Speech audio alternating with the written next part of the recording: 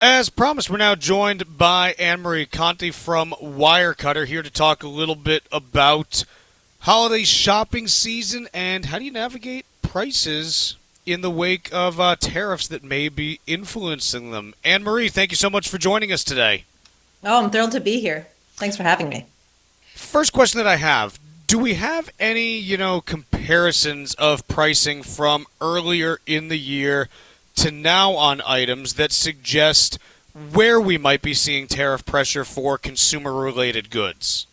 Yes. So when tariffs were first announced, and it was sort of an ever-changing landscape, Wirecutter decided to pull 40 picks that we know and love and were across categories and were a mix of household items and gifts and all sorts of things. And we started tracking those for 60 days. And so we wrote a story at that time that really said, oh, prices haven't gone up as much as we thought. And there were a few reasons for that at the time. And then we continued tracking them. So we have been tracking these products over that time period. And so now we have assessed our follow-up of where we are now. And the answer is still things have not jumped as much as we expected. Now, I'm not talking about groceries. I'm not talking about vehicles or things like that. I'm talking about specific consumer goods that people would purchase. Can you give an example or two just so that people can, kind of see what we're talking about? Yeah, so we definitely saw some things spike individually, but across the board, we didn't see a lot of change. So one of our hybrid mattress picks, that price went up because it uses steel coils. But we saw in other products, prices went up a little bit to account for tariffs, and others went more broadly. So that could be anything from sheets or colored pencils or candles, items like that, where they didn't increase much at all, or if they did, it wasn't as significant as I think had been predicted. So let's say that someone is trying to go through and do some holiday shopping right now. Let's say that they want to track prices the same way that you have. What's out there for the average person to use so they can figure out, hey, am I actually getting a good deal on Black Friday, or is this not really much of a discount from the normal price? Yeah, there are several shopping tools. There's Keepa and Camel, and those two services will allow you to see the price history of what they have tracked, generally on Amazon over time. Is there any cost to using those services?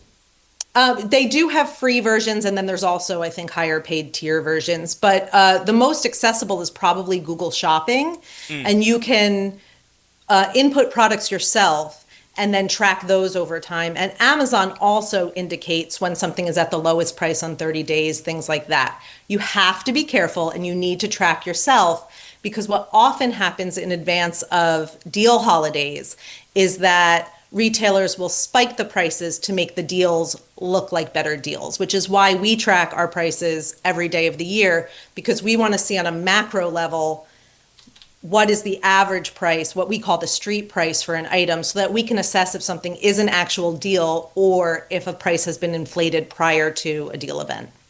Annemarie, one of the other stories that I've seen popping up in the last week or two is with shipping and logistics companies that have been saying, hey, we've got all kinds of packages coming into the U.S. that are being delayed coming through customs. Like I've seen UPS saying we're having to destroy some packages and things like that. And gosh, I certainly don't want, Christmas gifts destroyed for, my family. How do I figure out what things look like from a shipping perspective?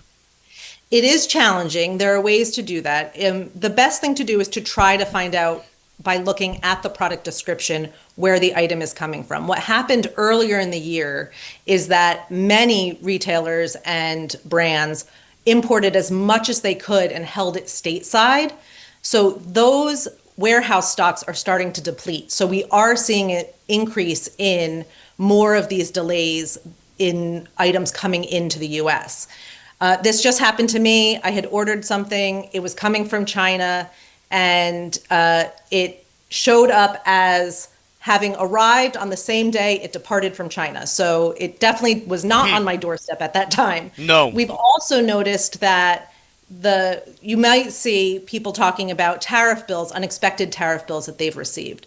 Wirecutter orders thousands of products throughout the year, and we've really only received a handful of additional tariff bills where FedEx or UPS comes to your door and says, we will not release this package unless you pay us. It's often been around the $30 range of taxes to release that product. So we haven't seen that as common as you might be seeing out on the internet, but it does happen. What other tips might you have for people that are trying to navigate this holiday shopping season as it relates to these issues?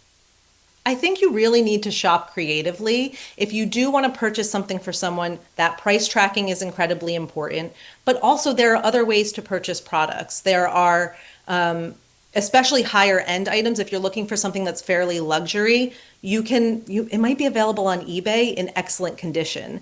And so we found that with one of our beautiful Dansk bowl picks. You can find that for practically a quarter of the price on eBay. You can also buy gifts at the grocery store. You can buy gifts at high-end pharmacies. There's a lot of different ways to make these purchases, and I think the most important thing is to just think ahead and be thoughtful and be a little bit creative about what you're purchasing.